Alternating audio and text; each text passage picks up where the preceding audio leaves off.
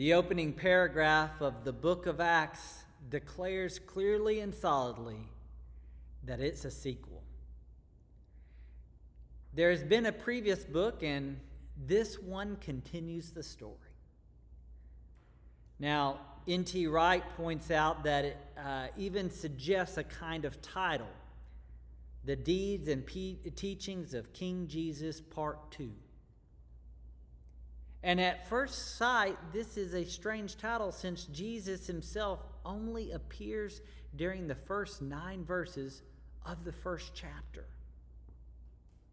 But Luke, whose volume we know as the Gospel of Luke, is telling us in the opening sentence one of the most important things about the second book, that it's all about what Jesus is continuing to do and to teach. The mysterious presence of Jesus haunts the whole story of Acts. He's announced as King and Lord, not as an increasingly distant memory, but as a living and powerful reality. He's a person who can be known and loved, obeyed and followed, a person who continues to act within the real world.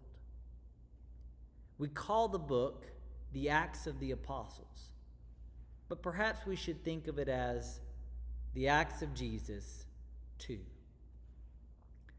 You know, I've struggled myself with coming up with a title for this series on Acts, in part because we're only going to endeavor to cover the first half of Acts in the weeks to come.